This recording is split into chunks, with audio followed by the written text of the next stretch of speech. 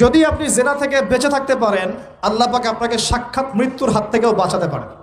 এটা আমি এমনি এমনি বলি নাই, আমি দলিল দিচ্ছি। জেনা এমন একটা পাপ, যেই পাপ থেকে যদি কোনো যুবক নিজেকে বাঁচাতে পারে, আল্লাহ পাক তাকে সাক্ষাৎ মৌতের হাত থেকেও বাঁচাতে পারবে ইনশাআল্লাহ। কিভাবে? এটা কিন্তু কোনো গাল গল্প না, এটা বনু ইসরাইলের ঘটনা, সত্য ঘটনা।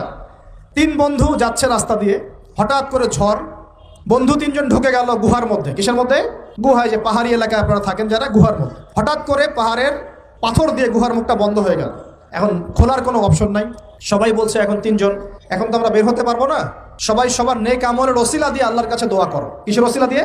নেক আমলের ওসিলা দিয়ে দোয়া করতে হয়। যে হাদিস, মৃত মানুষকে ওসিলা করে তার জন্যে নজর মানত জবাই করে দোয়া করতে হয় না, নিজের নেক আমলের ওসিলা দিয়ে আল্লাহর কাছে দোয়া করতে হয়।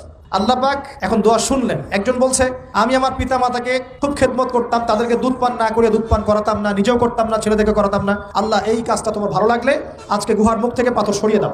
পাথর একটু সরে গেল। পাথর আল্লাহর কথা শোনে কিনা? শোনে না? সবাই আল্লাহর কথা শোনে। আগুন আল্লাহর কথা শোনে কিনা? ইব্রাহিমের জন্য আগুন ঠান্ডা হয়ে যায় নাই? আচ্ছা, তারপরে আরেকজন দোয়া করছে, আল্লাহ, আমার এক কর্মচারী ছিল, তার বেতন বাকি ছিল, সে বেতন না নিয়ে চলে গেছে, আমি সেই বেতনটা দিয়ে কিছু গবাদি পশু কিনেছি। আস্তে আস্তে গবাদি পশু বেড়েছে, অনেক দিন পর সে এসেছে টাকা চাওয়ার জন্য। তা আমি বলেছি, সবই তোমার, সব নিয়ে চলে যাও। সে বলেছে, আপনি কি ফাইজলামি করতেছেন আমার সাথে?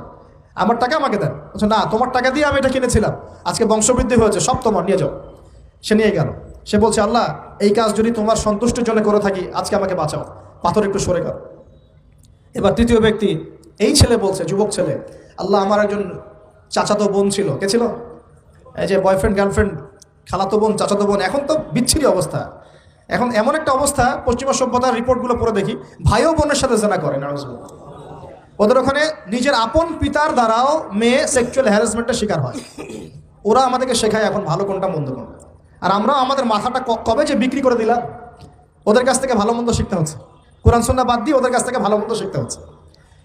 তো চাচাতো বোনকে সে খুব ভালোবাসতো, তাকে সে পেতে চাইতো, মানে তার সাথে সেক্সুয়াল সম্পর্ক করতে চাইতো, সোজা কথা বলল। এখন সে মেয়েকে অনেক প্রস্তাব দেয়, সে মেয়ে রাজি হয় না। শেষে বলে, যদি আমাকে 1000 বা 100 স্বর্ণ মুদ্রা দিতে পারো, দিনার, তাহলে আমি তোমার সাথে সেক্স করবো, মানে জেনা করবো। নাউজুবিল্লাহ। তো সেই ছেলে অনেক কষ্ট করে এই টাকাগুলো বা এই দিনারগুলো অর্জন করে, কামাই করে, দিনরাত পরিশ্রম করে, ঠিক আপনারা যেমন করছেন আর। তো এরপর সে তার স্বর্ণ মুদ্রা দেয়, দিয়ে বলে যে এখন আমাকে আমার কাজ করতে দাও। তখন সেই মেয়ে রাজি হয়।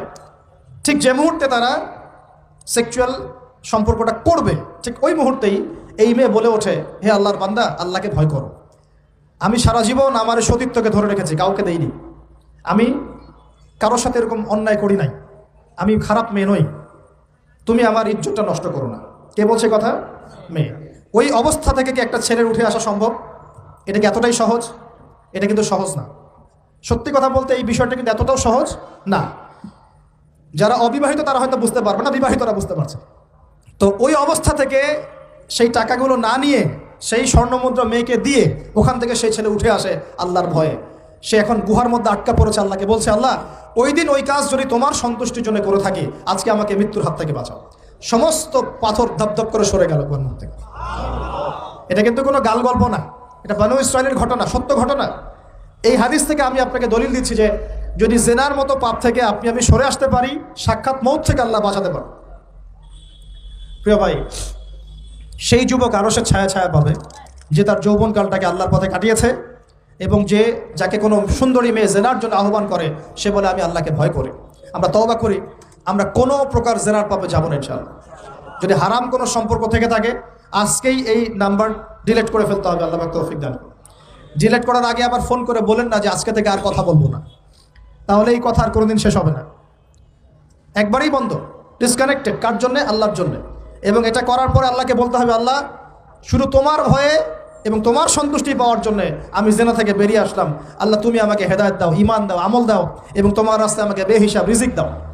এবং নেককার কুমারী, নেককার প্রেমময়ী, তাকওয়াবান, মুত্তাকি একজন স্ত্রী আল্লাহ তুমি আমাকে দান করো। ইনশাআল্লাহ আল্লাহ পাক আপনাকে দান করো। আল্লাহ পাক দান করো। আল্লাহ পাকের জমিন প্রশস্ত, আল্লাহর হাত প্রশস্ত। আল্লাহর হাতকে সংকীর্ণ মনে করবেন না, আল্লাহর জমিনকে সংকীর্ণ মনে করবেন না। আল্লাহ পাক যাকে ইচ্ছা বেহিসাব রিজিক দিতে পারে ইনশাআল্লাহ। আল্লাহ পাক আমাদের সবাইকে বেহিসাব রিজিক দান করুন বলি আমিন।